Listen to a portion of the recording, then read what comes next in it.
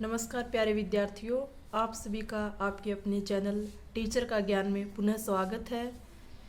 आज हम विज्ञान विषय कक्षा 6 के पाठ नंबर 3 तंतु से वस्त्र तक के बारे में अध्ययन करेंगे। अगर आपको वीडियो पसंद आए तो लाइक करें, चैनल को सब्सक्राइब करें और शेयर करें। तो आइए पढ़ना चालू करते हैं। पाठ नंबर 3 तंतु से वस्त्र तक, यानी हम जो तंतु से और वस्त्र तक किस प्रकार निर्माण करते हैं इस पाठ में पढ़ेंगे। हम जानेंगे कि एक छोटे से तंतु से और किस प्रकार एक पूरा वस्त्र बना लेते हैं, तो इसके बारे में ही हमें अध्ययन करना है। तो आइए शुरू करते हैं। पहेली और बूझों ने अपने स्कूल में आयोजित की गई विज्ञान प्रश्नोत्तरी प्रतियोगिता में प्रथम पुरस्कार जीता। वे दोनों अत्यधिक उत्तेजित थे और उन्होंने प्राप्त हुई पुरस्कार राशि से अपने माता पिता के लिए वस्त्र खरीदने का निश्चय किया। वे कपड़े की दुकान पर वस्त्र सामग्री की विस्तृत विविधता देखकर उलझन में फंस गए। यानी उन्हें पहली बार कोई कपड़ा वगैरह खरीदने गए थे तो उन्हें अनेक प्रकार के वस्त्र दिखे, तो वो कंफ्यूज हो गए। इतने कपड़े इस प्रकार अलग अलग कलर के, अलग अलग वैरायटी के कैसे हैं। दुकानदार ने उन्हें समझाया कि कुछ कपड़े तथा वस्त्र सूती है तो कुछ संश्लिष्ट या कृत्रिम है। यानी कुछ तो सूती है जो हमें प्रकृति से या प्राकृतिक रूप से प्राप्त होते हैं, और कुछ कृत्रिम हैं जिसका मनुष्य निर्माण करता है तो उन्हें कृत्रिम कहते हैं। उसके पास ऊनी मफलर तथा शाल भी थे। दुकान में बहुत सी रेशमी साड़ियाँ भी थी। पहेली तथा बूझो अत्यधिक उत्तेजित दिखाई दे रहे थे। उन्होंने इन विभिन्न कपड़ों को स्पर्श किया और उनके बारे में जानकारी प्राप्त की। अंत में उन्होंने एक ऊनी मफलर तथा एक सूती साड़ी खरीदी। कपड़े की दुकान का भ्रमण करने के पश्चात पहेली और बूझों ने अपने आसपास में विभिन्न प्रकार के वस्त्रों को ध्यान से देखना प्रारंभ किया। उन्होंने यह देखा कि बेडशीट, कंबल, पर्दे, मेजपोश, तौली और झाड़न आदि ये सभी भिन्न भिन्न प्रकार के कपड़ों से बने हैं। तो वो अनेक प्रकार के कपड़ों के बारे में अध्ययन करने लगे। कोई सूती है, कोई कृत्रिम प्रकार का है, छूने पे कोई सॉफ्ट महसूस हुए, कोई कठोर या खुरदरा महसूस हो रहा था। यहाँ तक कि उनके अपने बस्ते तथा बोरे में भी किसी प्रकार के वस्त्र से बने हैं। उन्होंने इन सभी वस्त्रों की पहचान सूती, ऊनी, रेशमी तथा संश्लिष्ट के रूप में की। क्या आप भिन्न वस्त्रों में से कुछ की पहचान कर सकते हैं? तो ये शुरू में बेसिक जानकारी बताई है पहेली और बूझों के द्वारा। अब वस्त्रों में विविधता के बारे में पढ़ेंगे। तो एक क्रियाकलाप दिया है, ये कपड़े की कतरन दिखाई है। अपने पास के किसी दर्जी की दुकान का भ्रमण कीजिए। सिलाई के बाद बचे कपड़े की कतरन एकत्र कीजिए। अपने घरों में भी जो कपड़ा वगैरह बचता है तो उसकी अपने कतरन लेके देख सकते हैं। कपड़े की प्रत्येक कतरन का स्पर्श करके उसके स्पर्श का अनुभव कीजिए। दर्जी की सहायता से उससे पूछकर कुछ कपड़ों पर सूती, रेशमी, ऊनी, संश्लिष्ट के लेबल लगाने का प्रयास कीजिए। यानी क्रियाकलाप में बताया है कि हमें 3-4 प्रकार जो भी मिले अपने कपड़े की कतरन उसको इकट्ठी करके, सूती है तो उस पर लेबल लगा के सूती लिख देना है, रेशमी है तो रेशमी, ऊनी है ऊनी, कोई पॉलिस्टर वगैरह। क्या आप यह जानना चाहते हैं कि ये विभिन्न कपड़े किस प्रकार बनते हैं? जब आप किसी कपड़े का अवलोकन करते हैं तो वह एक सतत टुकड़ा प्रतीत होता है। अब इसे ध्यान से देखिए, आपने क्या देखा। क्रियाकलाप 2, सूती कपड़े का वही टुकड़ा चुनिए जिस पर आपने क्रियाकलाप 1 में लेबल लगाया था। ये इसी से रिलेटेड दूसरा क्रियाकलाप है कि हमें सूती कपड़ा लेना है जिस पे हमने लेबल लगा के रखा था। इसके एक सिरे पर कोई ढीला धागा या तागा ढूंढने का प्रयास कीजिए। यानी अपने किसी भी कोने से एक हल्का सा धागा खींचने का प्रयास करेंगे और इसे बाहर निकालेंगे। यदि कोई ढीला तागा दिखाई न दे तो पिन अथवा सुई की सहायता से आप एक तागा धीरे धीरे बाहर खींच सकते हैं। देखो इस चित्र में दिखाया गया कि कोने से हमने एक धागा खींचा है और इस प्रकार इसको अलग निकाल दिया। तो इस प्रकार इन पतले पतले तागों से मिलके क्या बन गया? ये कपड़ा बना है। हम यह देखते हैं कि तागों को एक साथ व्यवस्थित करने पर वस्त्र बनता है। ये तागे किससे बनते हैं? अब इसमें बताया गया, आगे पढ़ेंगे कि तागे किस प्रकार बनेंगे। तंतु। क्रियाकलाप 3, किसी सूती कपड़े के टुकड़े से कोई तागा बाहर निकालिए। इस तागे के टुकड़े को मेज पर रखिए। जैसे हमने ये भी धागा निकाला है, इसको अपने मेज पर रखेंगे। इस तागे के टुकड़े के एक सिरे को अपने अंगूठे से दबाइए। इसको दबाएंगे इस प्रकार।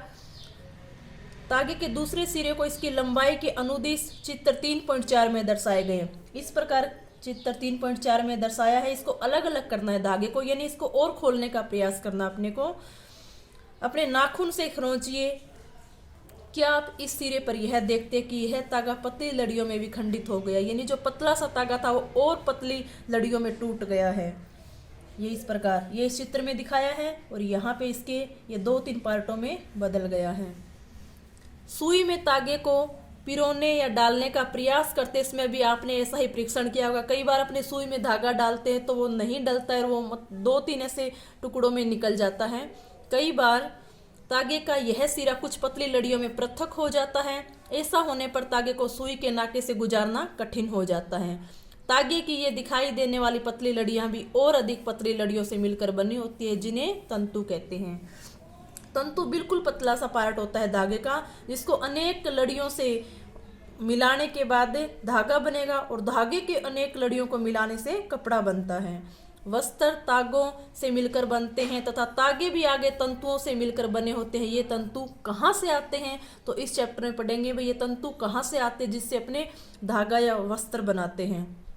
कुछ वस्त्रों जैसे सूती, जूट, रेशमी तथा ऊनी के तंतु पादपों तथा जंतुओं से प्राप्त होते हैं। इन्हें प्राकृतिक तंतु कहते हैं। प्राकृतिक मतलब प्रकृति से, जो प्रकृति से मिले उन्हें प्राकृतिक तंतु। जैसे कि कई बकरियां और ऊन की भेड़ की जो ऊन होती है उनसे क्या बनाते हैं, अपने गर्म वस्त्र बनाते हैं, तो क्या हो गया, प्राकृतिक हो गए। इसी प्रकार जो सूती वस्त्र बनाएंगे तो कपास से बनते हैं रुई, और रुई से जो वस्त्र बनेंगे वो सूती या कॉटन वाले होंगे, तो ये भी क्या हो गए, प्राकृतिक। इसी प्रकार जूट के पादप से जूट के वस्त्र भी बनते हैं, बहुत सारी चटाइयाँ वगैरह बनाते हैं, तो वो क्या हो गई, प्राकृतिक। रुई तथा जूट को पटसन भी बोलते हैं, पादपों से प्राप्त होने वाले तंतुओं के उदाहरण हैं। यानी प्राकृतिक तंतु के क्या उदाहरण हो गए, रुई तथा जूट। ऊन तथा रेशम जंतुओं से प्राप्त होते हैं। ऊन किससे प्राप्त हो गई, भेड़ से, बकरी से। रेशम कीट से जो रेशम प्राप्त होती है और फिर उसके कपड़े बनाते हैं, तो ये किससे प्राप्त हो गई, दोनों जंतुओं से। रेशम कीट पाया जाता है सहतूत के पादप पर। सहतूत की पत्तियों को खा के क्या करते हैं, कीट रेशम का निर्माण करते हैं।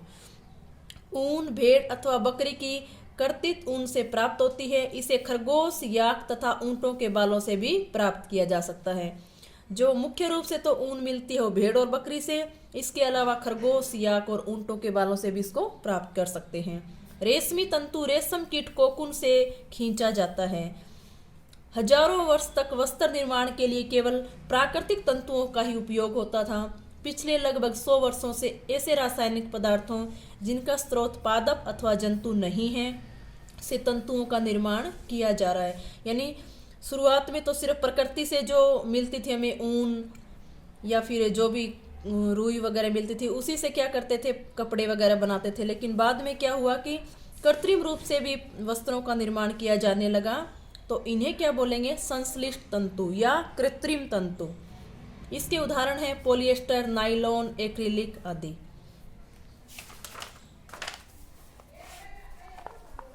कुछ पादप तंतु, यहाँ कुछ पादप तंतुओं के बारे में बताया गया है, तो उसके बारे में पढ़ेंगे। रुई या कॉटन कहाँ से मिलेगी अपने को। क्या आपने कभी तेल के लैंपों के लिए बत्तियां बनाई है? इन बत्तियों को बनाने के लिए आप क्या उपयोग में लाते हैं? इस रुई का उपयोग गद्दों, रजाइयों तथा तकियों में भी किया जाता है। कुछ रुई लीजिए, इसे खींचकर पृथक कीजिए और इसके किनारों को ध्यान से देखिए। आपने क्या प्रेक्षण किया? ये छोटी पतली लड़ियाँ जिन्हें आप देख रहे हैं कपास तंतुओं से बनी हैं। तो यहाँ जो कपास तंतु है वो कहाँ से मिलेगा, यानी इसको अपने खेतों में पादप उगाते हैं तो प्राकृतिक हो गया। रुई कहाँ से आती है? इसे खेतों में उगाया जाता है। साधारणतः कपास के पौधे वहाँ उगाए जाते हैं जहाँ की मृदा काली तथा जलवायु उष्ण होती है। जहाँ काली मृदा या काली मिट्टी पाई जाती है वहाँ कपास का पौधा होता है। और जलवायु उष्ण मतलब वहाँ गर्मी भी अधिक पड़ती है। क्या आप ऐसे कुछ राज्यों के नाम बता सकते हैं जहाँ हमारे देश में कपास की कृषि की जाती है? कपास पादप के फल कपास गोलक लगभग नींबू की माप के होते हैं। जो कपास गोलक होते हैं उसकी माप लगभग नींबू के जितनी होती है। ये यहाँ इस चित्र में आगे दिखाया हुआ है। पूर्ण परिपक्व होने पर बीज टूटकर खुल जाते हैं तथा अब कपास तंतुओं से ढके बिनोले को देखा जा सकता है। जो कपास के बीज होते हैं उसे बिनोले कहते हैं और इसको अपने पशुओं वगैरह को खिलाते हैं। क्या आपने ऐसा कपास खेत देखा है जो कपास चुने जाने के लिए तैयार हो चुका है? इस समय खेत कपास के परिपक्व रोवों से इतना श्वेत हो जाता है जैसे हिम ने ढक लिया हो। यहाँ इस खेत में दिखाया गया कपास, खिली हुई कपास इसको बोलते हैं। यानी अब ये कपास चुनने के लिए तैयार है। कपास गोलक को अपने चुन सकते हैं। और इस प्रकार एक वाहिट चादर सी दिख रही है जैसे कि पूरी पे मतलब बर्फ लगी हो, बर्फ ने ढक लिया हो इसको। साधारणतः इन कपास बोलों से कपास को हस्त चयन प्रक्रिया द्वारा, यानी हाथों से इन कपास गोलकों को तोड़ लेते हैं, तो इसको बोलेंगे हस्त चयन प्रक्रिया। इसके पश्चात कपास से बीजों को कंकतन द्वारा पृथक किया जाता है। इस प्रक्रिया को कपास ओटना कहते हैं। तो यहाँ देखो कपास ओटना दिखाया गया है, ये कंकतन प्रक्रिया है। इसकी सहायता से इसको क्या कर रहे हैं, पृथक कर रहे हैं बीजों को कपास गोलक से। पारंपरिक ढंग से कपास हाथों से ओटी जाती थी। आजकल कपास ओटने के लिए मशीनों का उपयोग भी किया जाता है। जूट या पटसन, यहाँ हमने कपास के बारे में पढ़ा कि किस प्रकार अपने कपास से पौधों में लगती है, फिर उसको कैसे पृथक करते हैं। अब पढ़ेंगे जूट या पटसन। ये जूट या पटसन का पौधा दिखाया गया है। पटसन तंतु को पटसन पादप के तने से प्राप्त किया जाता है। यहाँ तने से इसके रेशे निकलेंगे। भारत में इसकी खेती वर्षा ऋतु में की जाती है। भारत में पटसन को प्रमुख रूप से पश्चिमी बंगाल, बिहार तथा असम में उगाया जाता है। सामान्यतः पटसन पादप को पुष्पन अवस्था में काटते हैं। जब इस पटसन पादप के फूल आने लगते हैं तो इस पादप को काट लिया जाता है। फसल कटाई के पश्चात पादपों के तनों को कुछ दिनों तक जल में डुबोकर रखते हैं। ऐसा करने पर तने गल जाते हैं और उन्हें पटसन तंतु से हाथों द्वारा पृथक कर दिया जाता है। काटने के पश्चात इन्हें क्या करेंगे, जल में भिगो के रख देते हैं और बाद में जब ये गल जाते हैं तो इनके तनों से इन तंतुओं को अलग कर लेते हैं। वस्त्र बनाने से पहले भी इन सभी तंतुओं को तागों में परिवर्तित कर लिया जाता है। ऐसा कैसे किया जाता है, यहाँ देखो ये रुई से तागा बन रहा है। पहले इस प्रकार बनाते थे। हमने गांधी जी ये के बारे में पढ़ा होगा ना कि चरखा से काटते थे, तो इसी प्रकार ये चरखा काट रहा है और क्या कर रहा है, रुई से, और ये तंतु बना रहा है, तागे बना रहा है। सूती तागे की कताई, आप स्वयं सूती तागा बनाने का प्रयास कर सकते हैं। क्रियाकलाप 4, एक हाथ में कुछ रुई पकड़िए, दूसरे हाथ के अंगूठे अथवा तर्जनी के बीच कुछ रुई की चुटकी भरिए और इसे धीरे धीरे रुई से बाहर की ओर खींचिए तथा रेशों को लगातार ऐंठते भी रहिए। क्या आप तागा बना सकते हैं? यानी अपने घर पे कैसे देख सकते हैं कि तागा किस प्रकार बन सकता है, इस क्रियाकलाप से हमें कर सकते हैं। रेशों से तागा बनाने की प्रक्रिया को कताई कहते हैं। शुरू में रुई क्या थी, रेशों में बट गई और इससे जो तागा बनाएंगे तो इस प्रक्रिया को क्या बोलेंगे, कताई। यहाँ क्या हो रही है, कताई हो रही है। इस प्रक्रिया में रुई के एक पुंज से रेशों को खींचकर ऐंठते हैं। ऐसा करने से रेशे पास पास आ जाते हैं और तागा बन जाता है। कताई के लिए एक सरल युक्ति हस्त तकुआ का उपयोग किया जाता है, जिसे तकली कहते हैं। हाथ से प्रचलित कताई में उपयोग की जाने वाली एक अन्य युक्ति चरखा है। चरखे के उपयोग को राष्ट्रपिता महात्मा गांधी ने स्वतंत्रता आंदोलन के एक पक्ष के रूप में लोकप्रियता प्रदान की थी। उन्होंने लोगों को हाथ से कते हुए तागों से बुने वस्त्रों को पहनने तथा ब्रिटेन की मिलों में बने आयातित कपड़ों का बहिष्कार करने के लिए प्रोत्साहित किया था। गांधी जी ने बोला था कि जो स्वदेशी वस्त्र है उसी को अपने पहनो, जो विदेशी वस्त्र है उनका त्याग करो। उनका बहिष्कार की मांग की थी कि अपने खादी से बने कपड़ों को ही पहनना है, जो दूसरे देशों से बन रहे हैं उनको नहीं पहनना। खादी के प्रचलन को बढ़ावा देने के लिए भारत सरकार ने 1956 में एक संगठन का निर्माण किया, जिसे खादी एवं ग्रामोद्योग आयोग कहते हैं। यानी इस खादी को बढ़ावा देने के लिए खादी एवं ग्रामोद्योग आयोग की स्थापना की थी। वृहत पैमानों पर तागों की कताई का कार्य कताई मशीनों की सहायता से किया जाता है। कताई के पश्चात तागों का उपयोग वस्त्र बनाने में किया जाता है। तागे से वस्त्र किस प्रकार बनेंगे, अभी ये पढ़ना है कि तागों से वस्त्र बनाने की कई विधियां हैं। इनमें दो प्रमुख विधियां बुनाई तथा बंधाई हैं। पहले बुनाई करेंगे फिर बंधाई। बुनाई क्रियाकलाप 2 में आपने ये ध्यान दिया होगा कि वस्त्र तागों के 2 सेटों जिन्हें एक साथ व्यवस्थित किया जाता है से मिलकर बनते हैं। तागे के 2 सेटों को आपस में व्यवस्थित करके वस्त्र बनाने की प्रक्रिया को बुनाई या वीविंग कहते हैं। आइए कागज की कुछ पट्टियों को बुनने का प्रयास करते हैं।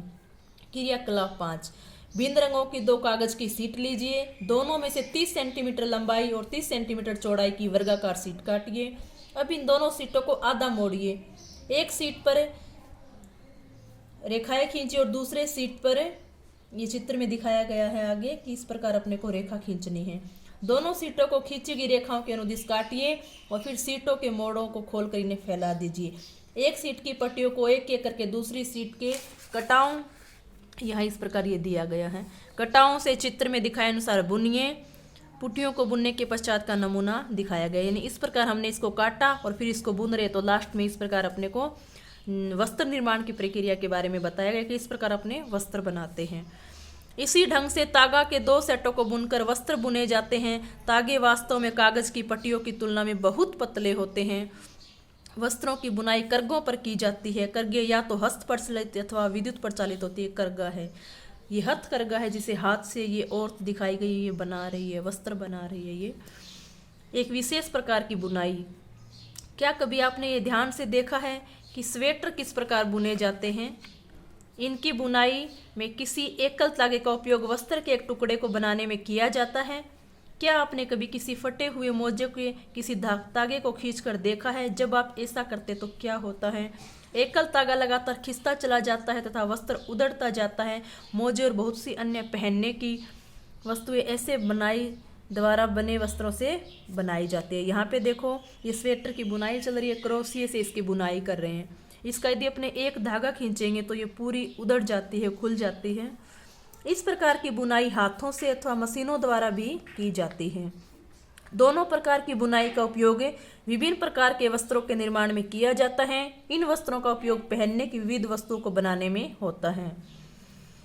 वस्त्र सामग्री का इतिहास, यानी ये वस्त्र सामग्री किस प्रकार प्रचलित में हुई अपने, इसके बारे में पीछे का इतिहास है। इसको और देख लेते हैं। क्या आपने कभी यह जानने का प्रयास किया है कि प्राचीन काल में लोग पहनने के लिए किस सामग्री का उपयोग किया करते थे?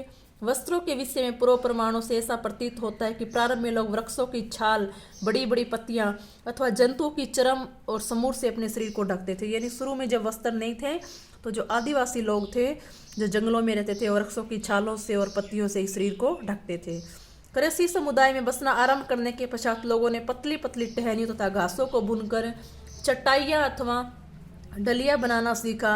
लताओं, जंतुओं की ऊन अथवा बालों को आपस में ऐंठन देकर लंबी लड़ियाँ बनाई, इनको बुनकर वस्त्र तैयार किए। उसके बाद में थोड़ी और प्रोग्रेस हुई तो इस प्रकार घासों से क्या हुआ, वस्त्र तैयार किए। पूर्व में भारतवासी रुई से बने वस्त्र पहनते थे जो गंगा नदी के निकटवर्ती क्षेत्रों में उगाई जाती थी। फ्लैक्स भी एक पादप है जिससे प्राकृतिक तंतु प्राप्त होता है। प्राचीन मिस्र में वस्त्रों को बनाने के लिए रुई अथवा फ्लैक्स की कृषि नील नदी के निकटवर्ती क्षेत्रों में की जाती थी। यानी सबसे पहले ये मिस्र की जो सभ्यता थी वहाँ रुई और फ्लैक्स की कृषि की गई और वहाँ इससे वस्त्र बनाए गए। उन दिनों में लोगों को सिलाई करना नहीं आता था। उसमें लोग अपने शरीर को विभिन्न भाग को वस्त्रों से आच्छादित कर लेते थे, यानी ढक लेते थे। वे शरीर को आच्छादित करने के लिए कई विभिन्न ढंगों का उपयोग करते थे। सिलाई की सुई के आविष्कार के साथ लोगों ने वस्त्रों की सिलाई करके पहनने के कपड़े तैयार किए। इस आविष्कार के पश्चात सिले कपड़ों में बहुत सी विभिन्नताएं आ गई, परंतु क्या ये आश्चर्यजनक बात नहीं है कि आज भी साड़ियों, धोतियों, लुंगियों और पगड़ियों का बिना सिले वस्त्रों के रूप में उपयोग किया जाता है। जिस प्रकार समस्त देश में खाए जाने वाले भोजन में अत्यधिक विविधता देखने को मिलती है, ठीक उसी प्रकार वस्त्रों एवं पहनने की वस्तुओं में भी अत्यधिक विविधता पाई जाती है। तो देखो सभी जो अलग अलग राज्यों में अलग अलग प्रकार के वस्त्र मतलब पहने जाते हैं। जैसे पंजाब में सलवार और कमीज, जो लंबा कमीज है वो पहना जाता है। उसी प्रकार कई जगह धोतियाँ वगैरह, साड़ियाँ वगैरह, तो सभी अलग अलग पहनावा है। जिस प्रकार हमने पीछे खाद्य के पदार्थ के बारे में पढ़ा था कि कहीं चावल है, कहीं गेहूँ है, इस प्रकार तो खाने में और पहनने में भी विविधताएं देखने को मिलती हैं। ये देखो कपास गोलक, फिर इसको ओटा तो रेसे बने, रेसे की कताई की तो तागे बने और तागे की बुनाई और बंधाई से वस्त्र बने। तो आज के इस चैप्टर में हमने तंतु से वस्त्र किस प्रकार निर्माण होता है इसके बारे में पढ़े। आपको वीडियो पसंद आई हो तो लाइक करना, चैनल को सब्सक्राइब करना और आगे हम इसके नोट्स पढ़ेंगे आगे वाले वीडियो में और फिर इसके आगे वाले वीडियो में क्वेश्चन आंसर करेंगे। धन्यवाद।